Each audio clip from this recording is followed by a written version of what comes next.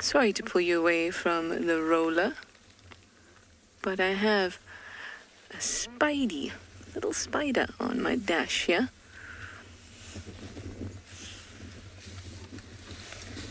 Tiny little one.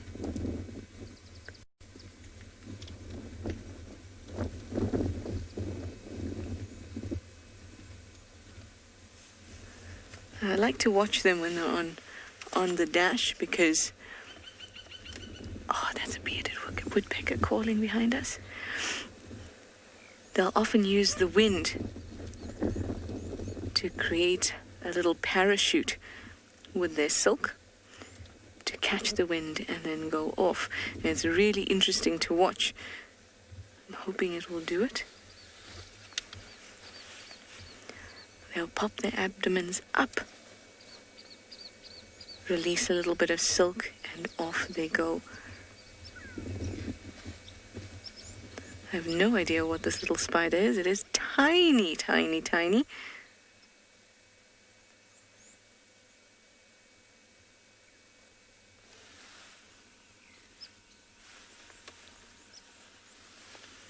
Don't you want to catch the wind, little fellow?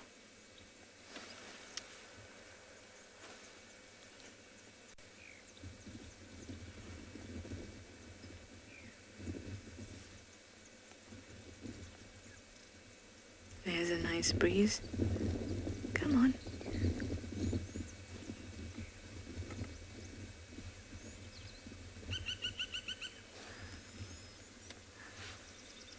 Looks like he wants to stick around and co-host with me. Let's see how long that lasts. Well, I'm going to keep my eye out for this bearded woodpecker that's calling. Hopefully I'll find it. Welcome back to our elephants in the river, everybody. And there was quite a bit of competition over the tree that they pushed over before.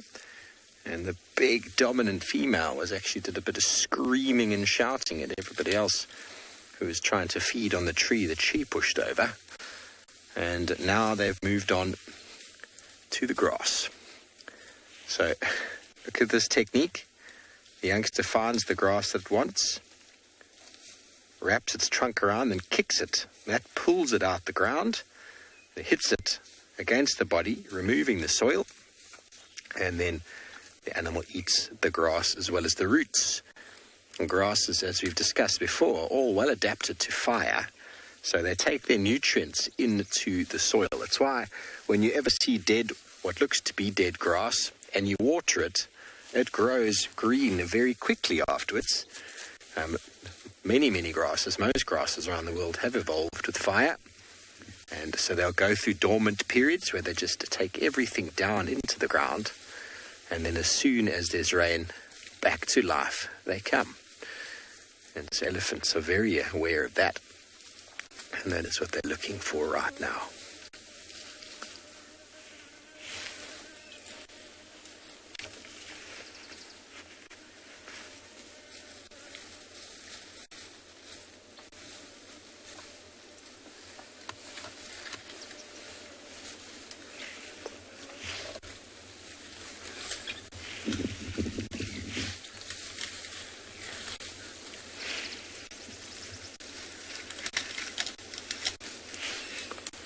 Oh, little armpit scratch.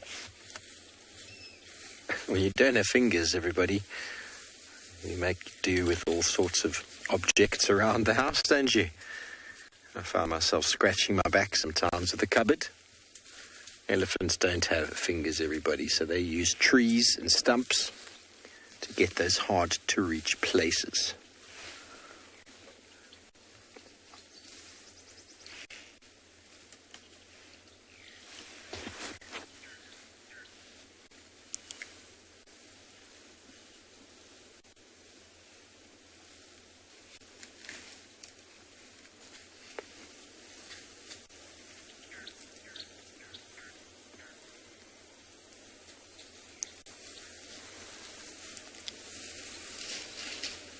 So we're going to move on from our elephants in the river. Let's see what else we can find.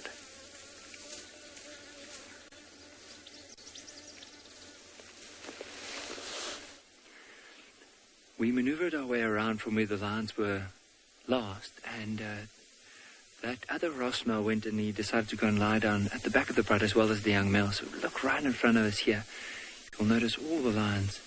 There's actually one on his way to come and join up. So let's stick with these ones, because it looks like that young white male is now moving from that little bit of meat or that carcass he had earlier to come and join up with the rest. There's one of the young cubs, the young male that's just gotten up. You can see his sisters right in front of him. You can hear the movement now just behind me as we speak. There's that young male coming in.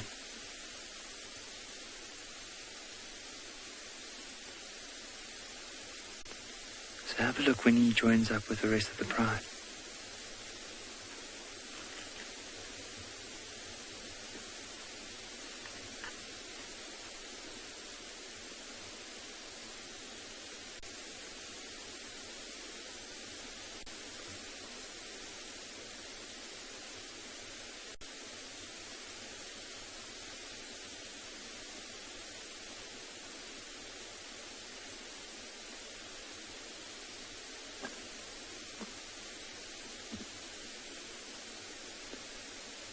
Wow, that looks very, very comfortable. Look at the young brother now, how he's just put his left paw on top of his sister. Now, sister, also the other female that's there, looks like it's hugging its sister. So see the leg goes over the head, and then look at the young male, how he's put his paw on top of his sister as well.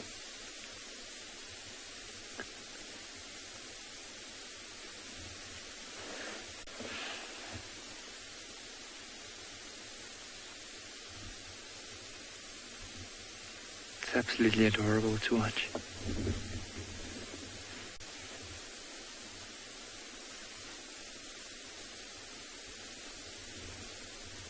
And just listen to how peaceful it is if you listen out to the wind. You can almost hear these lions breathing.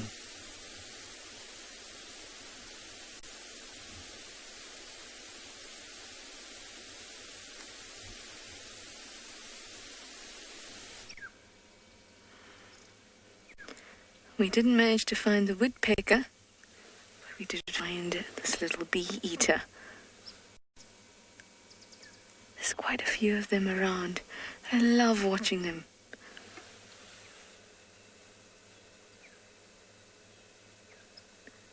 They're very reliable birds. If you want to take a good picture of a bird, they're a great one to watch, because they tend to return to the same perch after they've flown about to hunt for bees and wasps and other flying insects.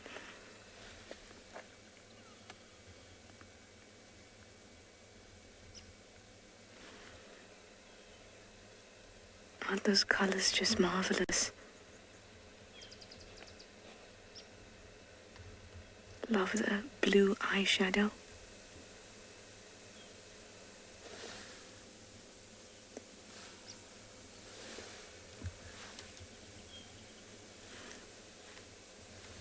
This is the world's smallest bee eater.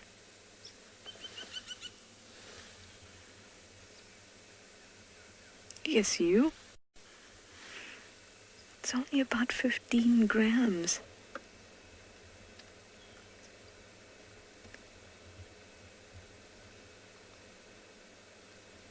We were lucky enough to see one actually eating a bee a few drives back.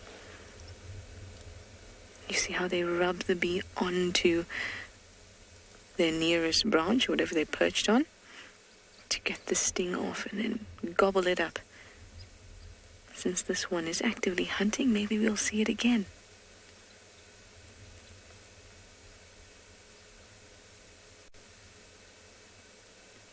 Their muscles must rework so fast. Fast twitch fibers must be on fire. Look at the head, almost jerky, because they move so quickly. Oh, almost lost its balance.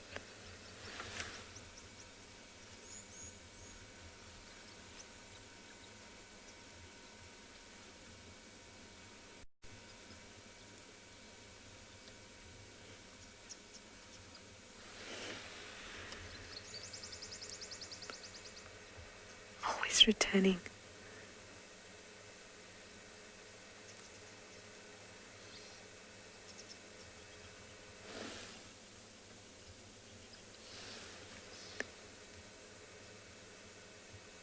They remind me of a green mango.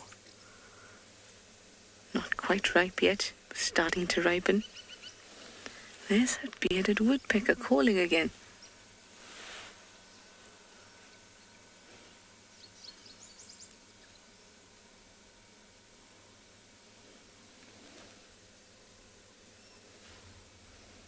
The Malwati is just great for birds. That's why I like to hang around here.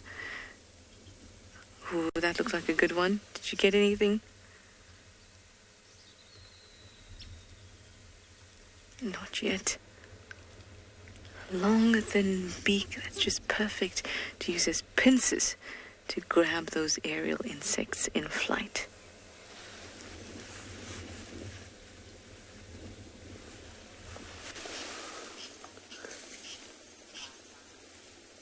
Welcome back. We are just down the road from Trishana and we've got ourselves a Burchell's starling. Now, the Burchell starling is easily identified from the other starlings in the area. You see it's got a black eye and it's got a little bit of a long tail. So quite glossy, the blue, very glossy. They're part of the glossy starlings. The other two we get is the Cape glossy and the greater blue-eared that we get here. And both of them have got a very bright orange eye, so not to be confused. Okay, now this one is looking for insects that the elephants are disturbing. Elephants moving through the undergrowth here. We spoke about facilitation before by the elephant busy pushing over the tree and facilitating the feeding for the other elephants and other animals. Now, right where the starling is looking is where those young elephants were kicking the soil and pulling up the grass by the roots. And by disturbing the soil, what you're doing is you are turning the soil over and you are providing or revealing insects that the elephant wasn't after, but a bird like this most certainly is. So another form of facilitation that this bird is managing to benefit from. At the same time, when the elephant's moving through the vegetation, they also disturb insects, which they are then able to catch, because many of the insects are extremely camouflaged. So many of you are commenting on how beautiful the coloration is. Yes, indeed. There are carotenoids in the feathers that are add a reflection. When the light is in the right angle, they reflect back this beautiful blue. That is the elephant's tail, you see, swinging above. And then when they're in the wrong angle, the light, if it's coming from the wrong angle, they look completely black in color. So no doubt the glossiness helps them in retaining, or should I say avoiding, getting too hot.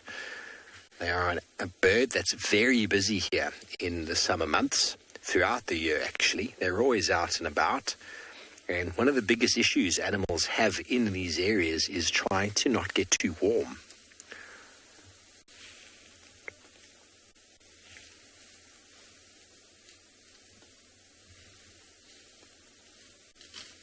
A very nice energy efficient way of getting food. Is it gone? It's on the floor again. There we go. This is either him or a friend that just arrived. See, look at all that. All the insects that have been turned over by the soil. So there's a bit of disturbance there. When, what is that? I don't know what it is. When the roots of the grass are pulled out, you've probably tried that at home before. You take some grass and you pull it out. Huge amounts of soil gets moved with it. And there can be many, many, many organisms that are then pulled onto the surface. And this bird is maximizing on that.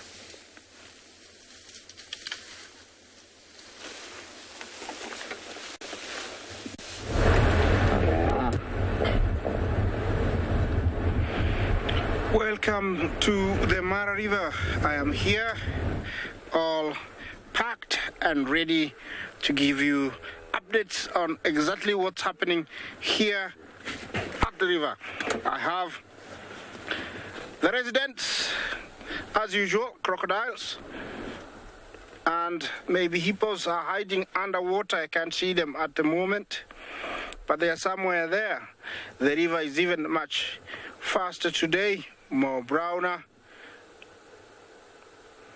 Yeah, the hippos are hiding somewhere. I can't see them. And the rapids are even, rough and tough today. Yeah, remember this is the main source of livelihood for most animals that exist in the Masai Mara. From the elephants, the hippos, the buffaloes, the lions, everybody, the top is the giraffes, depend on this river in the very dry time. When I talk about dry, remember we have 2 seasons in the Mara. Unlike other places where they have autumn, spring, summer and winter, here we have only dry and wet. Our dry season starts now all the way to the middle of November. Then we have shorty rains all the way to February, and the rest from February to March, end of March, is also another long dry spell. Then from April to June, July, it's another very long wet season. Right now we're at the beginning of dry, and that's when all animals come here. Those are 2 massive Nile crocodiles, the inhabitants and the super predators of these waters. Remember this, prehistoric reptilian reptiles have, been roaming in these waters and rivers of Africa for over 60 million years. It's one of the only few predators that considers man as a source of food. So here we don't swim, and we are also very careful about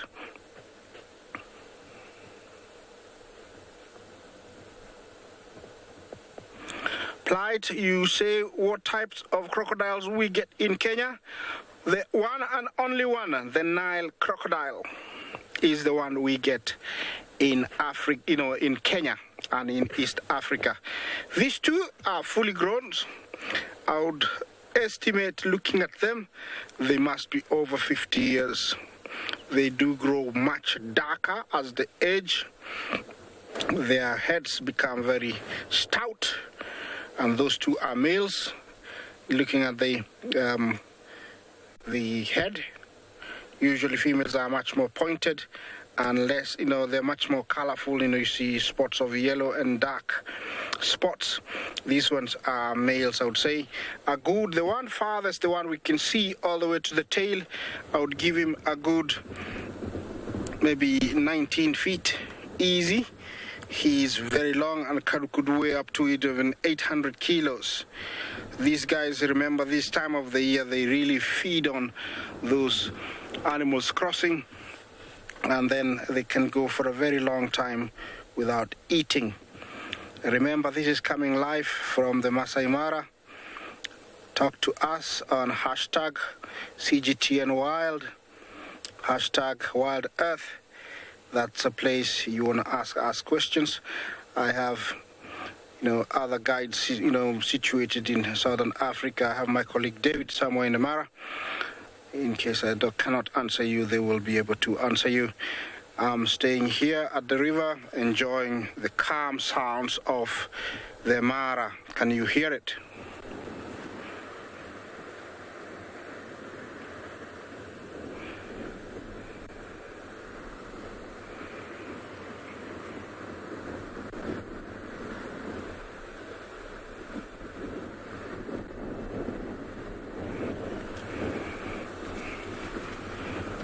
That's the sound of the water that I am getting from where I am.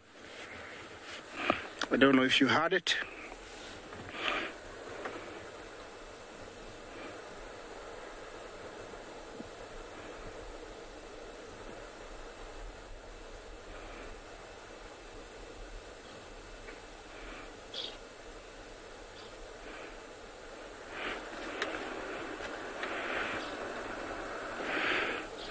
Yeah, that is the sound. When you stay where I am, if you don't talk, you might snooze, you might sleep. If you don't have something to read, you might snooze. The other residents, the hippos, the same time as now, they're normally out, but today looks like they've gone on strike.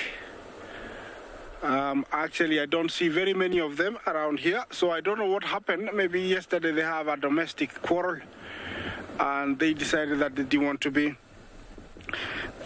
the dog, to be around. I see only one, but he's very shy. He keeps, showing off his head, and then he disappears into the water quite fast. He's somewhere there. James is gonna find him for you. He's somewhere there.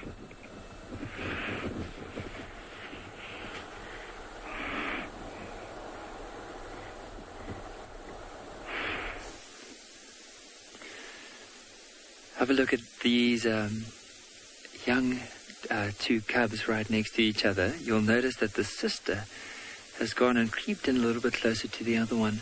See, her chin's quite close to that bigger female off to the left chin, but this young male, early on, it was so cute. He was lying down with his leg over his sister, but they are so relaxed. That other white male came and joined up with the rest of the pride, and he's just lying down between that young male and that big Ross male at the back.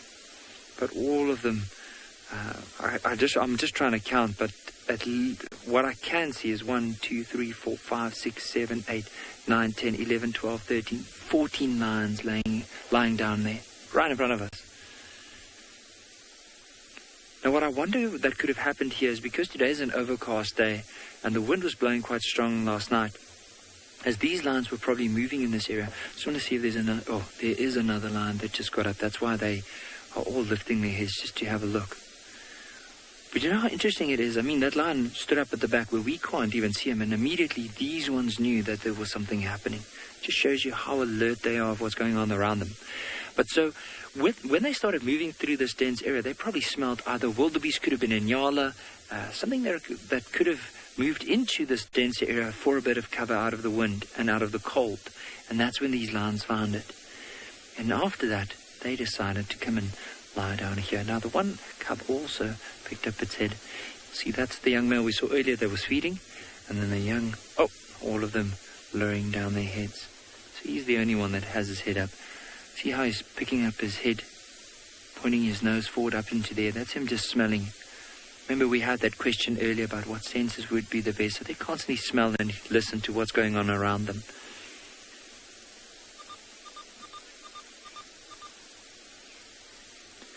Bianca, white lions aren't a common thing to see in the wild. Especially in order to get a white lion, both the males and the females have to carry the recessive gene for that white. And I mean, like if you go and research it, there's not a lot of places that you will be able to see it. There are some private reserves that will focus on white lions, but in naturally occurring areas, there's very few individuals that you'll be able to see, especially with wild prides. In this area, though, there has been records and there has been mentions of some of the Shangans telling the story from one generation to another that they reckon that white lions were seen as far as 400 years ago within the area.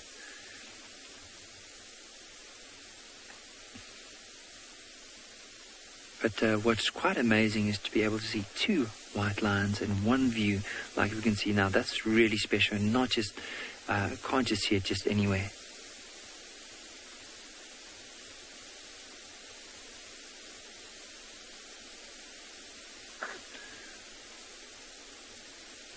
So one of the lions in the back is chewing a bone, and that crunching noise is what made all of these lift their heads to have a look.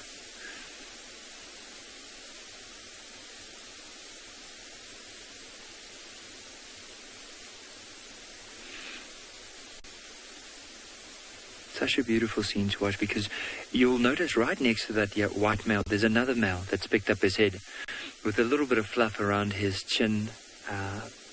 Now those two are are brothers, and it's incredible that that young male decided to go and lie down right next to his brother. It just shows you that bond that they have, and eventually when they get kicked out of the pride, they most likely will stick together and form a coalition, like these two Ross males. Unless there's other males that also join up, but if they get kicked out at the same time, we'll know that they'll be together.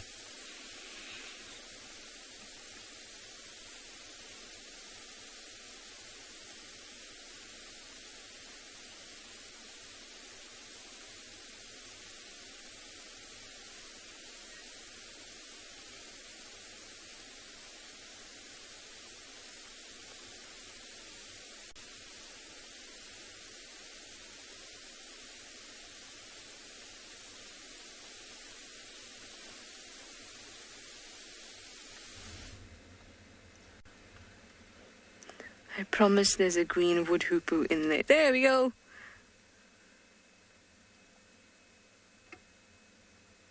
I love these birds so much. That bull is so beautiful.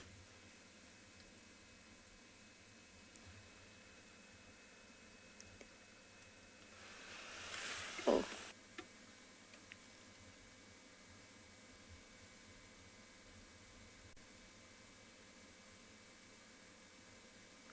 Looks like they're looking for beetle larvae that grow underneath the bark. Actually look like you might have a bee. Let's see if it pulls. If it pulls another one out there, it's definitely a beetle larvae.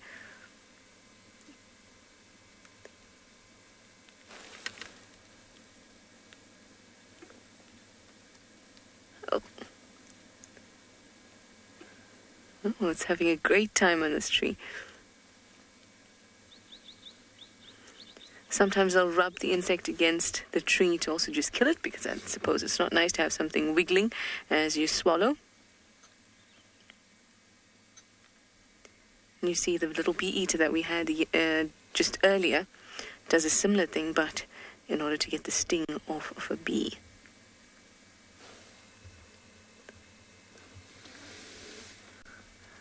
Oh, very busy. There they are at the base of that tree.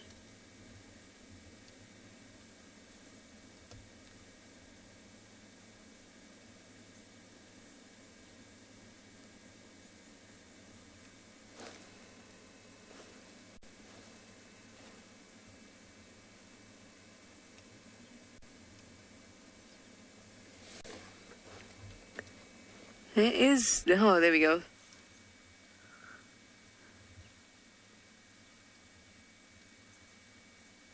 Look at that work. You can see just why a beak like that is so useful for the type of food that they're after. You can really get it in between there, just like that, between the outer bark and the inner bark.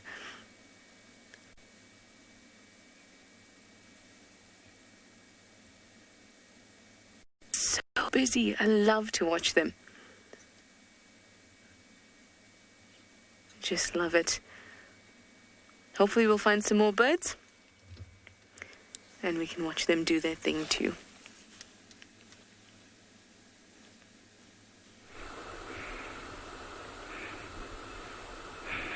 Hello and welcome back to the Mara. I'm still here at the river. I'm looking at this yellow-billed stock, fishing and getting deeper and deeper into the water. And I am wondering, is it going to fish or is it going to get fished? It's hard to say. Maybe I'm loading my mind with too much thoughts. Maybe he knows what he's doing. But definitely it's fishing. Looks like it knows what it's doing because it has retreated back. It's not getting deeper and deeper into the water. And hopefully it survives. On top, left there, I have two toppies. They're looking like they want to cross, but something has told them, maybe it's too dangerous. It's hard to say anything right now if they're going to or not. But the main aim there here is not to drink, because there is plenty of water out there in the plains. So definitely they're here to cross. And I'm gonna sit here and wait for them to cross as I get, soothed by the sounds of the water rapids, that little, miniature waterfall there. There are lots of rapids, making me really sleepy, but I'm not sleeping because I want to see these guys cross. Looks like they have decided this is not the crossing they're going to use, and they're headed out. James will share that with you. They have decided to head out.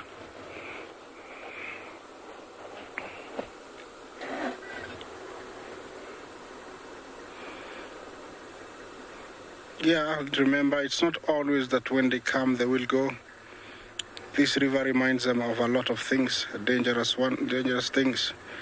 They can't come and stay there for a minute and then decide they're going to go. They can come and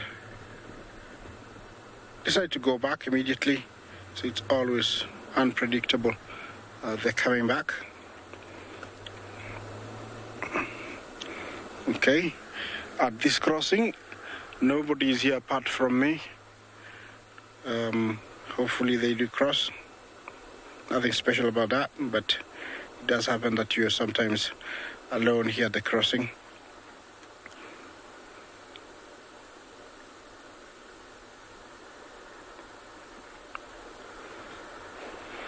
Okay, I think I'm gonna monitor them, and I'm sure if they do cross, my director will give me the privilege to share them with you.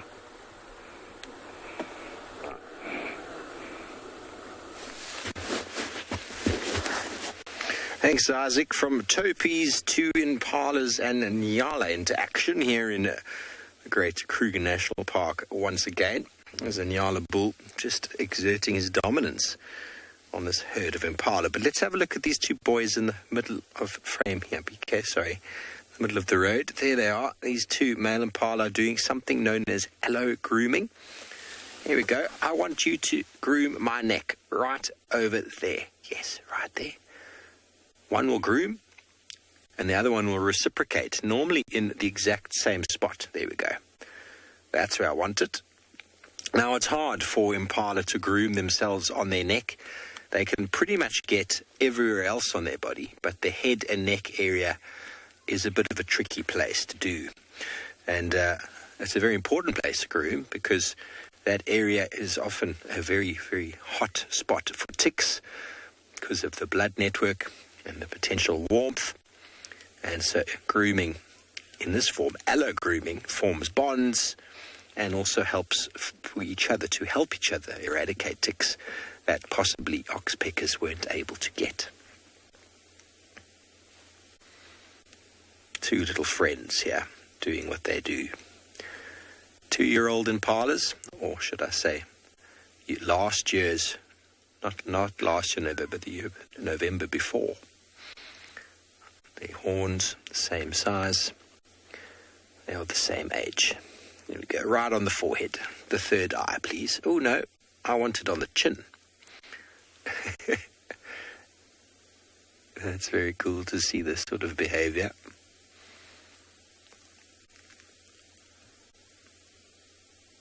Oh, a little bit of a cheek.